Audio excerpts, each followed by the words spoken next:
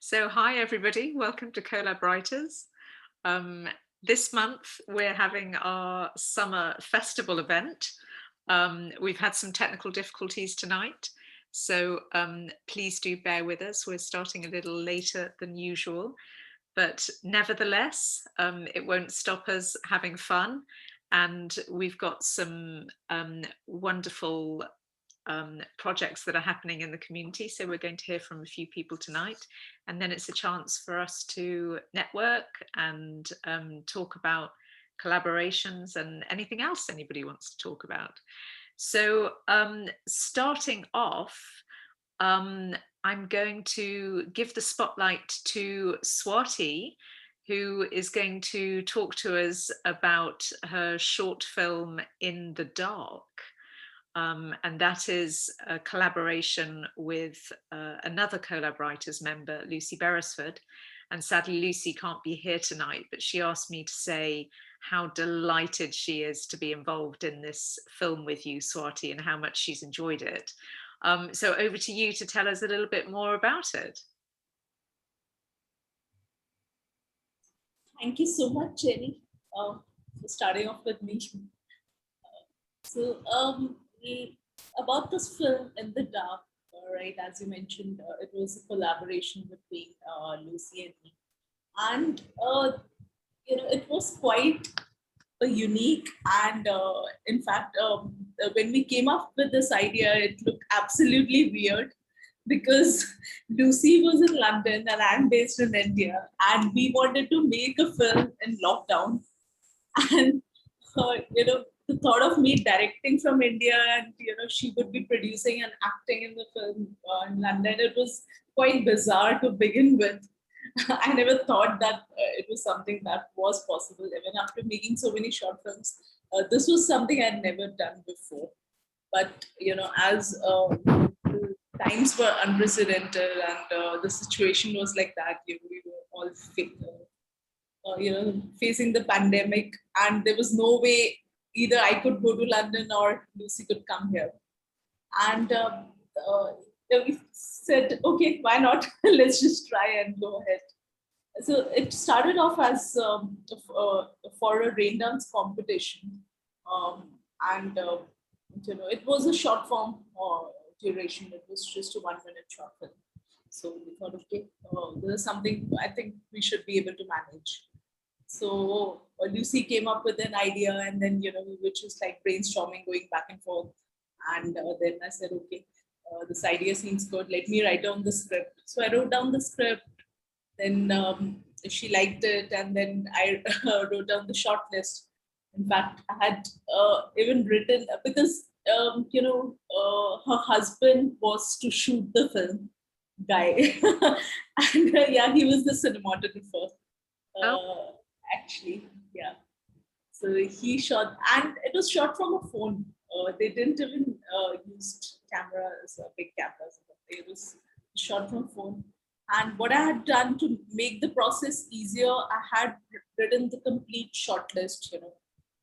Shot number one, 1A, 1B. Camera is facing over there, and it's a close up of you.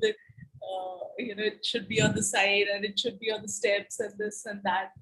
So I think we had some close to some in that 1 minute we had some close to, I would say, 30, 40 shots.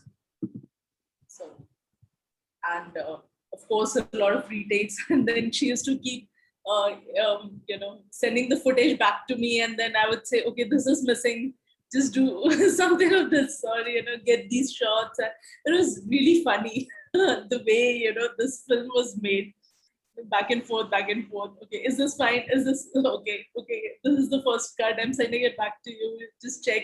Do I need more shots? Can I do this? So yeah, and finally we managed, and we even managed to submit to Raydance. It was really liked and appreciated over there. But the actual journey began after that. After that, I started sending to a lot of film festivals, and this film just took off, and it was a lot of wonderful festivals actually selected this film. And in fact, This film is screening starting today at the very prestigious Indian Film Festival of Cincinnati from 5th August to 21st August. And it is the shortest duration film over there. There's no other film of 1 minute. You have feature films and even the short films, I think, they're at least 10 to 12 minutes long. So this is this is actually an exception over there. And I'm just so glad that it has such a wonderful journey. It is what I think at least 10 accolades so far. Wow, Yeah. that's brilliant. That's amazing. Let me show you the trailer. Yes, please.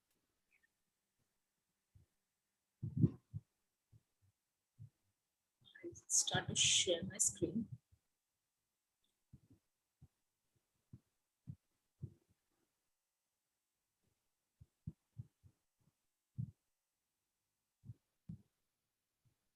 The funniest part is making a 30-second trailer for a 1 minute film.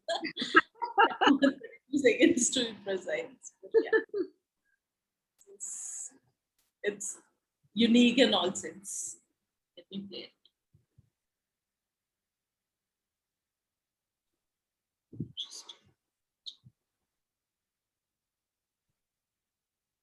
Can you see the screen? Yes.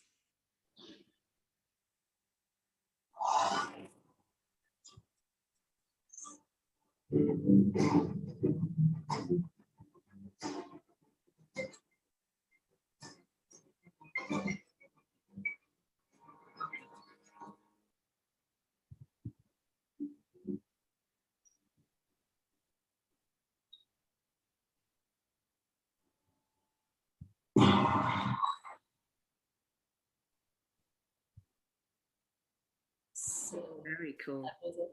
I love the sort of going in and out of the almost like the sepia sort of the colorings as well. It's really like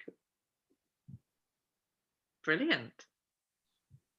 So when do we get to see the full thing?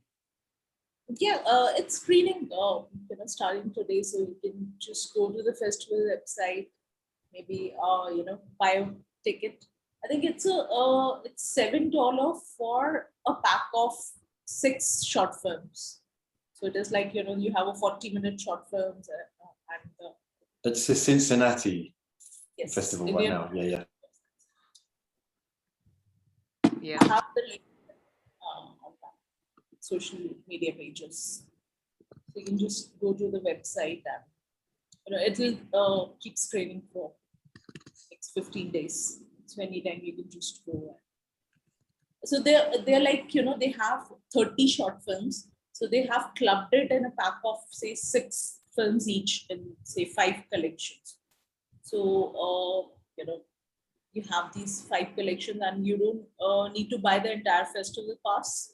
You can do that as well. You can buy the entire festival pass where you can see feature films and stuff. But if you want to see just one short collection, you can see that the cost is really minimal, and you can see the entire shorts collection as well. Brilliant. Triveni, I was just looking at the comments.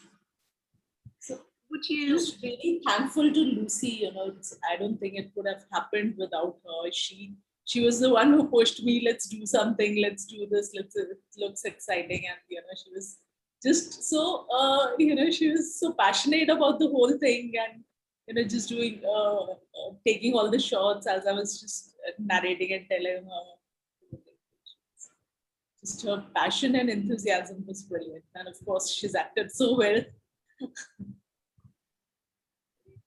No, it's brilliant. It's really, really good. And I know before you've shared with us, you've managed to get your films into many different festivals. So is there anything that you did in relation to the submissions for this particular film that you think sort of got it over the line? Yeah, I think for this particular film, I was very specific where exactly do I have to submit because the duration was really short. And even if I consider submitting to the micro category, now the micro category is 5 minutes.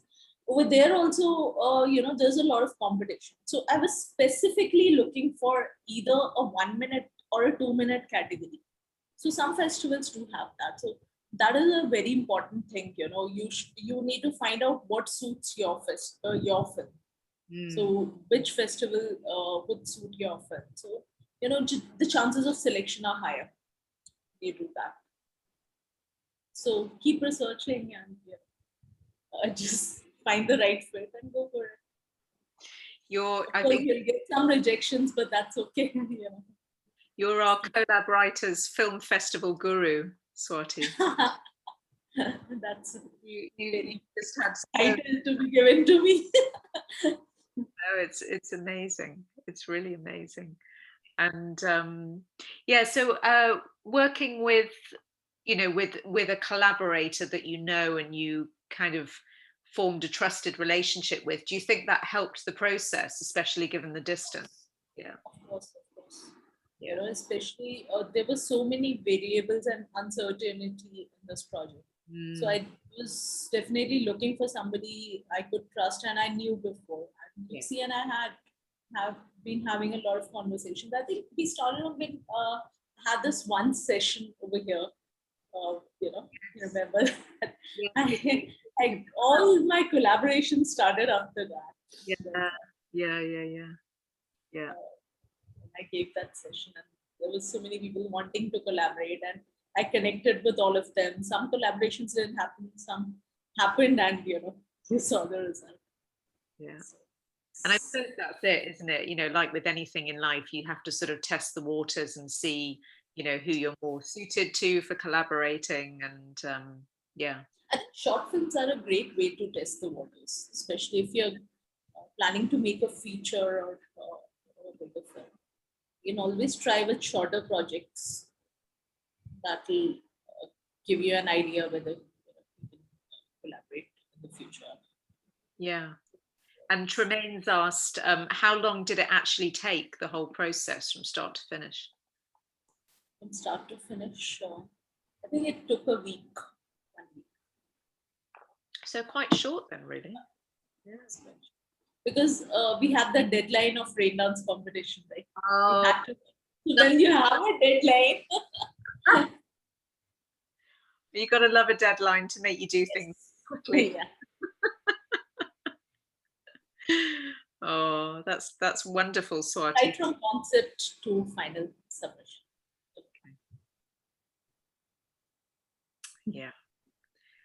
And I know you've been up to many other things recently, but one of them, which is really something that everybody could benefit from, is you've written a blog for Stage 32 about overcoming negative emotions. Do you want to tell us a little bit about that and where we can read it?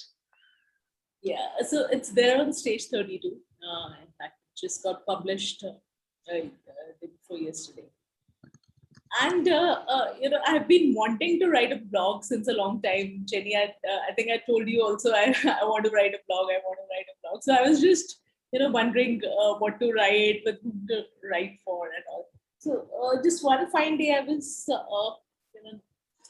struggling with all these negative emotions, and you shared the link. That's fine. No, I'll share the link. That's okay. Perfect. Maybe in the chat, I'll just share the link. So I was just, I was having a rough day, and I was just struggling with these emotions, and all these negative thoughts were coming in, and I just started to write. And as I was starting to write, I started getting a lot of clarity on, I have been facing negative thoughts before. We all face it. On a daily basis, and there is a certain process that I adopt. But there were a lot of things I was doing subconsciously, but I had never analyzed that so much. So only when I started to write about it, I was like, okay, this is what I'm doing. And, there seems to be a pattern. So when I do all these steps, I seem to be coming out of that, that mindset of being, overburdened by negative thoughts. So I was like, okay, this is something that's helping me. Maybe, others might find it useful as well. So let me write about it. And, I just started to write. And, so I started off with, how exactly do negative thoughts pull you in? It's kind of like, it's something that sucks you in, unwillingly, unwantingly, you just keep getting sucked into it. It's like, a ripple effect, one thought, and then after that, another. And before you know it, you're deep into that, what am I doing? What is the purpose of my life? Where am I going? And all that, you start having that existential crisis. So, and that's somewhere, either you are actually forced to snap out of that, maybe a certain situation forces you to snap out of that, or what you can do is you can systematically build an approach to get yourself out of that pattern. So that is what I wrote, a step-by-step approach, that how do you actually build that reverse switch. So that is the crux, or I would say the key. How do you build that reverse switch of how you do it consciously? How do you actually come out of that? So the first step I would say was being aware that you're actually having those thoughts. And that just being aware is half of the battle won. The moment you are aware that, okay, these are thoughts, I'm getting them, let's face it, you start to detach yourself from those thoughts. And that awareness is the first step. And once you do that, it's like half of the battle won.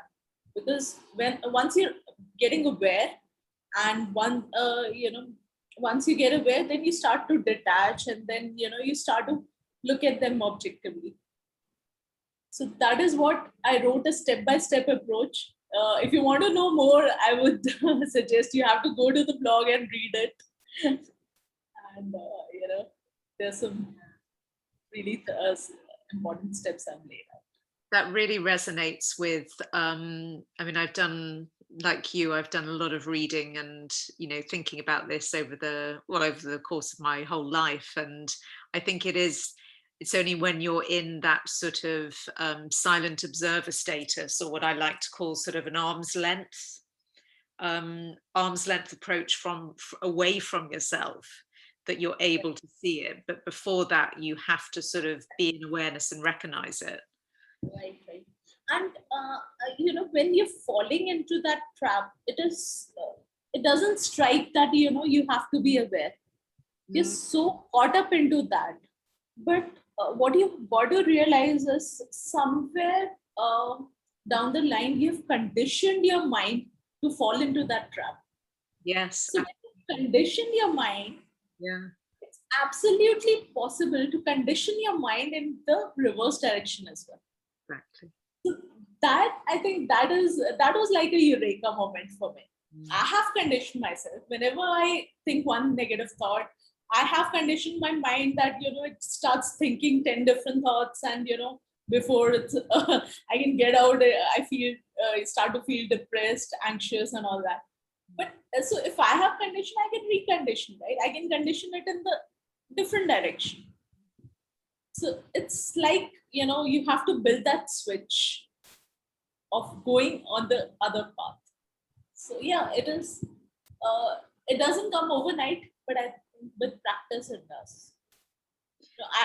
I would say it's not that I have attained mastery over something. I still feel, I still get caught, but I have conditioned myself to remind that I have to get out of it.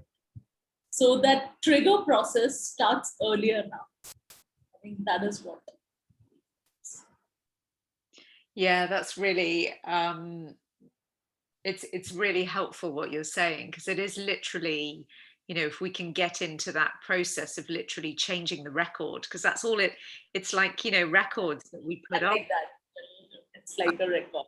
Literally take that record off. That's not serving me. I want to play this one instead. Because as you say, it's all learned behavior we've had from different. I love it the way you put it. It's just a matter of changing the record. And we've got such a clever turntable in here that we can literally have so many different records spinning and take them off when they don't serve us. Oh, well, I can't wait to actually read the blog. Are you able to put the link in the... Yes, let me just. So Tremaine has asked whether or not the steps mirror cognitive behavioral therapy. I haven't read in detail about cognitive behavior therapy, so I wouldn't really be able to comment. I just know a little bit about it. So maybe Triveni, you can tell me. You can go through the blog and tell me if does it mirror. I think it's that reframe, isn't it, Tremaine? The whole CBT is The like reframing thing. Yes, I mean, I don't confess to be an expert either, but just in terms of altering one's mindset and the ripple effect, it reminded me of what the concept of CBT actually is. But I'm sure there's lots of crossovers with various therapies. But no, I'll definitely read it. Thank you. I would like to think I was really that intelligent, but it was all my personal experience, and I didn't actually go through a lot of material or research or something. I didn't do that. So if it mirrors, I'll be glad to see that there are some similarities. But then it was just completely my experience. Out of my experience, original research, I would say. Can I brag?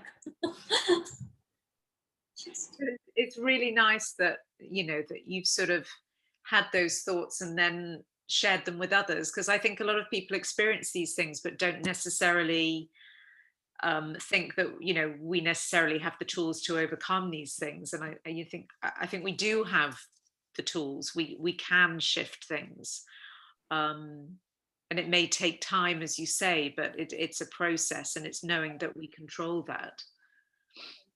And I'm sure there must be really good material by a lot of experts. I'm not an expert. I'm neither a psychologist or I don't really have any experience in this field. But so what I literally wrote was from a layman's experience, something which any common man. It's not just for film professionals. It's a very generic blog.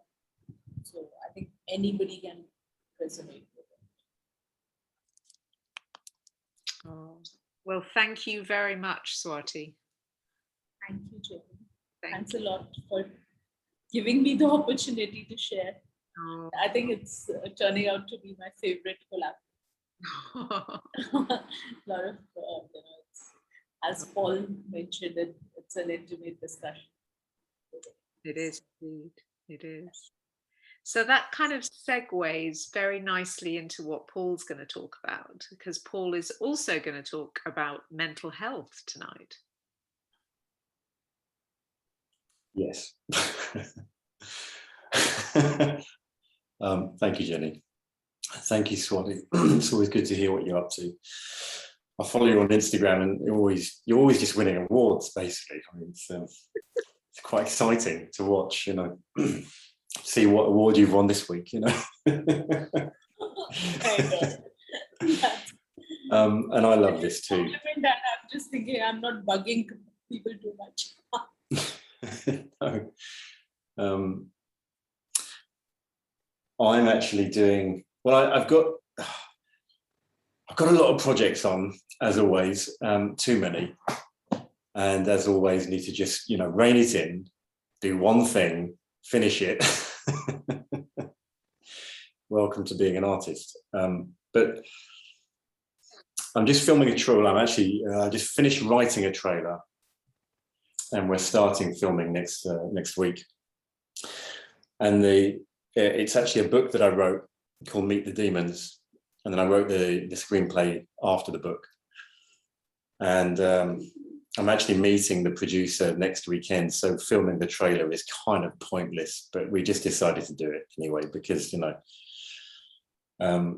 just love to film. Meet the Demons is It's a comedy, and it's an action. It's kind of a relentless action comedy where a guy comes out of rehab and ends up on an accidental road trip and meets all his demons in human form between London and Brighton. But actually, the main plan would be to, that's why I wanted to do the trailer, you know, because it's kind of a concept, and to say, well, you know, really, this would be good between Florida and California, you know, and just go along that south trail, you know, and meet all the demons in human form. Other than that, I'm doing, at the moment, I'm just putting an exhibition out there, and it's taken forever. I mean, I started doing this about 10 years ago, and I showed a couple of people, and people were like, "Oh my God, that's great, yeah." But I thought, no, yeah, I'm not sure about. I was afraid of showing it. It's called Projections, and I got a load of friends who are either actors, models, performers, people, you know, to sit for me, completely nude. It's all about naked truth. And I asked them to give me words that were labels that people projected onto them throughout their lives. And, you know, with certain people, they were, "Hey, Elliot." With certain people, you know, my Black friends, my trans friends, my female friends, all had particularly gruesome things to say about what people had projected onto them in terms of words. And I have quite a few myself. When I was growing up, it was, you know, most of the abuse was racial, you know. And, you know, and some of the words, basically I said to them, look, I want you to be nude, or at least the part of your body that we're going to project the words onto need to be naked, because it has to be naked truth projected on. And I said to them, you can use a font that is from your country, or it's a font that you particularly gel with. And we projected those words onto people. And I mean, it's, you know, the N word, the C word, the F word, I mean, it's just every word possible. I mean, it's brutal, absolutely effing brutal. And it's really saying, these are the words that people have projected onto us. If you're an empath, you're going to take some of these words on, you know, because we absorb stuff. You know, we are transmitters and we're receivers, and we don't just absorb words verbally and, you know, orally. It's kind of like, you know, we take, it's like light, we take it into our skin, you know, we really take on stuff. And unfortunately, what we can do is we can start to believe the stuff that people say about us, you know. And so Projections is all about ideas that people have projected onto us, but, you know, that we may have taken on, we may have fought against, but ultimately, you know, they are just ideas. And sometimes they're literally just opinions, and often born out of jealousy and hate. And so that they don't even really exist in us until we take them on, you know. So that, like everything else, is on my Instagram. I'll put that on. What else I'll do? Actually, another thing I did was just recently, I had a book published. It's a poetry book called Are We Not the Gods? And as always, with all my stuff, it's all about, look, we might be human, but, you know, this is just a game. We are all just God playing hide and seek with ourselves, you know. Essentially, there's a lot of stuff in there, like it's quite dark and dirty about addiction and prison, violence, all kinds of lovely, juicy life stuff. But, you know, it's triumphant. It's about, we are all, you know, gods in our own right. You know, no one has more or less value than anyone else. So there's a lot of joy in there, you know. Are you able to read us just a little, because some of them are sort of poems, aren't there? Yeah.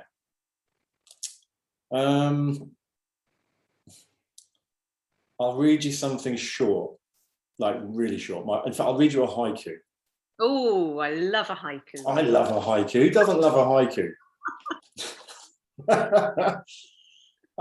And what else? I mean, I'm doing, yeah, there's a trailer. I'm meeting the producer next week. film stuff is always happening. Do you know what I mean? It's always happening. I'm always filming something. And, you know, my issue is that I often, you know, get to the end of something and I move quickly on to the next thing. And it's actually very important. And I guess probably anyone except Swati will understand this. You've got to finish stuff.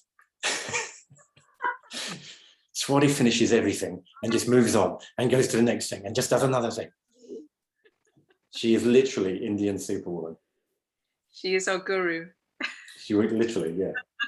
Okay, so I'll read you this. It's a quick haiku. It's called Black Forest Ghetto, parenthesis, D-Wing, April the 14th. Another stabbing, but I am in my cold cell, eating a sponge cake. Some of them are a lot longer, actually, but you know, I've got some epic stuff in there, but you know.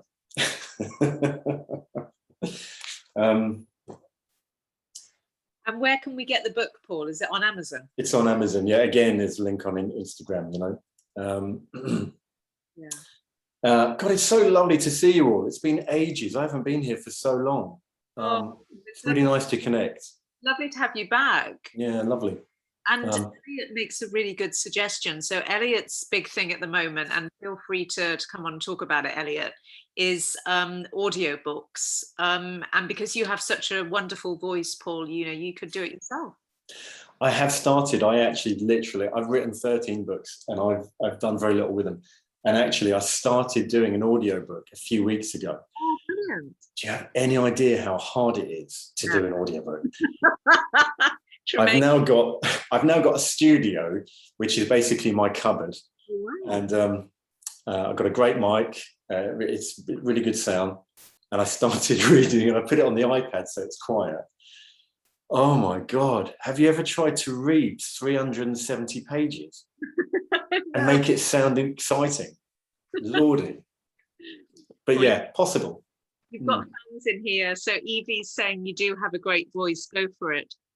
Oh, thank you. So what mic do you use? Okay, now you get me started on mics. I have got, right, so what I use when filming is 2 lapel mics, and they are Rode, and Rode are amazing for film. Just go with Rode, they're always great. For the wild track stuff, so I want to get not only the person talking, but also a bit of the environment as well. I use a Rode shotgun mic. And for an audiobook, you want something that's really juicy and deep and rich. And I use it's an X91 cardioid. Hang on a minute, what is it? It's Sony. It's really tasty, you know.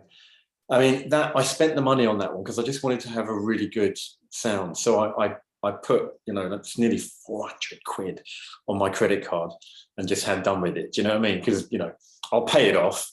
But at the end of the day, I've got great sound, you know. But Paul, you can go on ACX, which is on the bottom of the Amazon page. And there are voice artists that charge between 30 and 50 US dollars per finished hour. You can outsource it. There's also designers, get the poster. If you've already written it, you can send the text to Amazon and they will, if Swati bought one, they would print one and send it to her, right? You don't need to print thousands of them.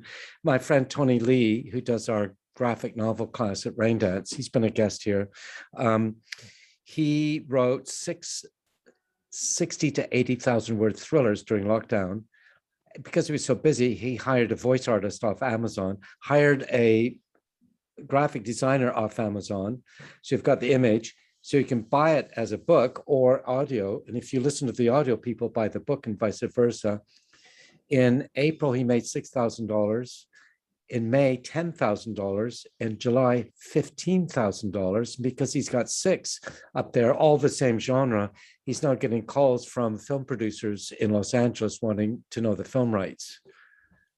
And sweet Lord. Yeah. So, yeah, I mean, great. Yeah. Okay, I hear you. It's just something you should do. And if you've got 13 books, and he told me that if you sell 550 a month, which takes doing, at $7.99 each, you will make $3,000. Right. And then when he started doing it, he's spending $800 or $900 a month advertising the film on Google, his books on Google. But to spend $900 and get 10 or 15 back is good business, right? Passive income, money while you sleep, and all that stuff. Anyway, sorry to barge in, everyone. That's great. Thanks, it is my current big, and you, Swati, you could be doing that too, for God's sake, and Tremaine, you could be doing that. Well, I was just going to say actually that a really good collaboration, because I know Tremaine, you were going to do.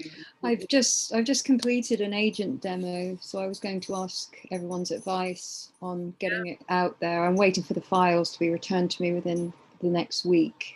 But you can go for voiceover. You could go on ACX. There's about 2,000 or 3,000 artists there, male, female, all different accents, and the Amazon audiobooks is only about 3% of their total sales, but it's starting to go up. So now's the time to do it. Okay, thank you. Not a year from now, it really is. And you know, you need to see Paul and get the face shield and the mic and all that stuff, and $30 to $50 an hour for reading a book. I mean, so what I was going to suggest was that you know, I don't know, I'm just trying to hook up you and Paul. I mean, your two pieces would be amazing on a book. Sorry, who are you looking at? Paul and you. For Paul's books, potentially. I'm just putting it out there.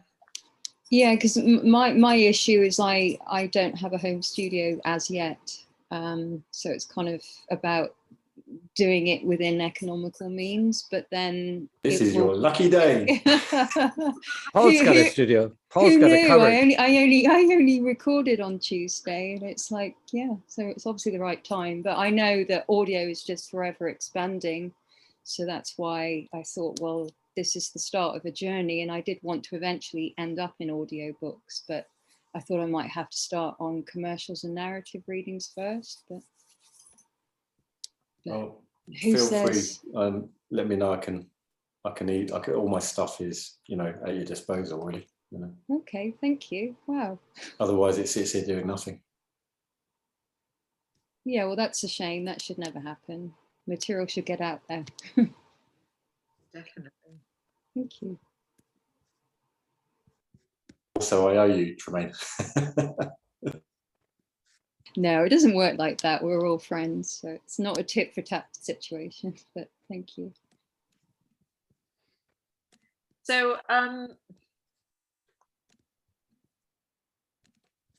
yeah, sorry, the cogs in my brain are going around a little bit slowly today.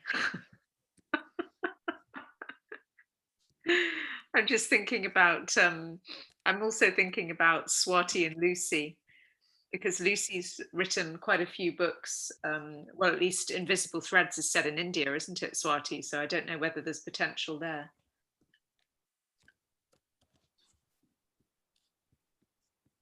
Definitely, I think there's a lot of potential. She's written a lot of stuff. Yeah. Yeah. Hey guys, I'm gonna have to. I'm gonna have to. The idea, and you know, we all have gone into a thinking process of creating the next business model. You know, it's just even I have gone into that mode of thinking, okay, this could be a really good business model. Yeah, likewise. I know. Hey, Elliot, before you go, it sounded like you said you're going to head out. My understanding is to be recorded through like Amazon or some other people doing voiceover for book audios or so forth. I've heard it somewhere to where they like to have a maintained dB level of like -60. Is that true, or is that just? I mean, I wouldn't restrict it from somebody trying to get something out there. I wouldn't let that be a deciding factor. But I heard that if you want to do it professionally, but with any type of engineering or Adobe software, you can do the noise cancellation to drop it below a -60 at any time. I mean, so it's not like a major hang up, but I've heard that once and I didn't know if it was true or if it's like an industry standard or if it was just a But requirement for. if you look at that Amazon link, ACX, I just put it up in the chat box, Larry. I'm sure they will do that. But you've got a great voice. My God, you've got a great voice. If anyone wanted a Southern accent, where are you based tonight? Oh, stop it. You have. I'm here in Texas. I'm actually in a recording studio right now that I have at the house. I built it a while back, but I heard that from a gentleman who does really good voiceover stuff. He does it professionally, and I heard that just like a fly on the wall, like I'm being here.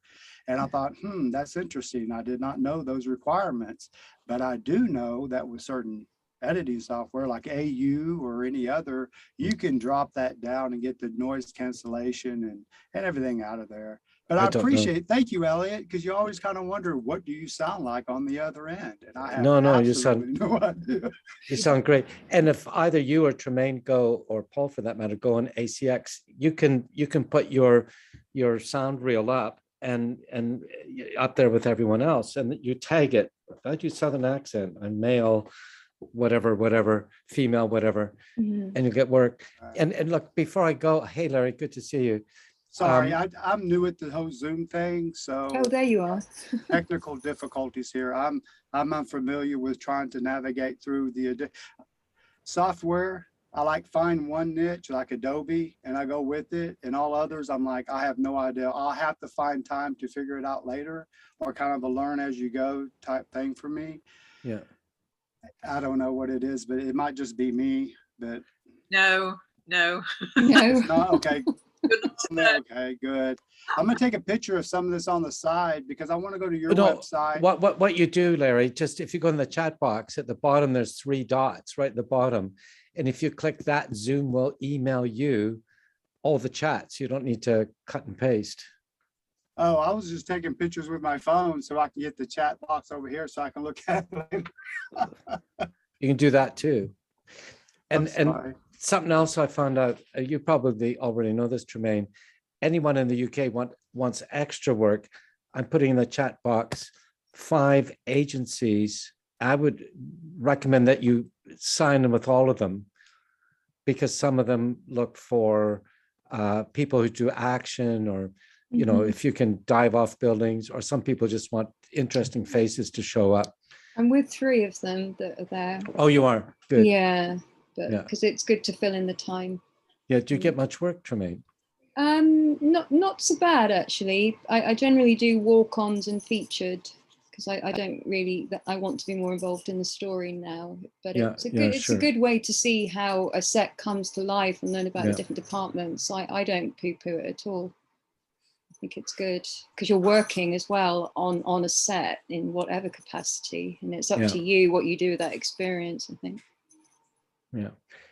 Before I go, it's great to see you, Paul and Tremaine. I haven't seen you for ages. You too. Yeah, hopefully in person at some point in the future. Oh yeah, that what an unusual thing. But allow me to be sentimental for a minute. I think Jenny deserves a big round of applause because she's worked her butt off, and for some reason, it was me that put the Eventbrite together. Some reason I put the wrong damn link in it. Oh. I think, like Larry was saying, I think it's actually, and Paul was saying earlier, I think it's one of those days, Mercury might be in retrograde. We've got the Lions thing coming up on 8th of the 8th. And also there's a big new moon this weekend. So I don't know about anybody else, but my tech's been bizarre today. And I had a feeling that there was going to be something this evening. So there's something up with tech today, I think, generally. Had I only sent you the spreadsheet, you could just cut and paste and send it to everyone, but I didn't even think of it because I was so confident in my abilities, which are clearly lacking. So lovely. It's meant to be an intimate gathering tonight, as we. Well, it is, and great to see you too, Swati, all the way in India. That's cool. An amazing blog for Stage 32 about overcoming negative belief patterns. That sort of thing. To which I responded, did I not, Swati? What did I say to you? Yes. You want me to write a blog for Rain Dance? I'm on it. And you could write a blog for Colab. You get 3 bites at the cherry. Yeah, that's I got that request from Jenny as well. So I already have 2 requests. I've already asked Swati if she will. So maybe Cool. what I look for next is some topic suggestions for me to write about. Yeah, definitely. And if Larry, you ever want some exposure in the UK, write a blog post about something filmmaking or sound recording wise, make a context of Texas, pen it to Rain Dancer, it's about creativity, send it to Jenny for her blog. But Jenny, this is sentimental. I wanted to thank you for all the work you do for creatives, and congratulations on the work you do at Colab. And those of you who haven't been here before, it's often 40, 50 people, aren't there? And it's such a good idea. Thanks for all the effort you put in.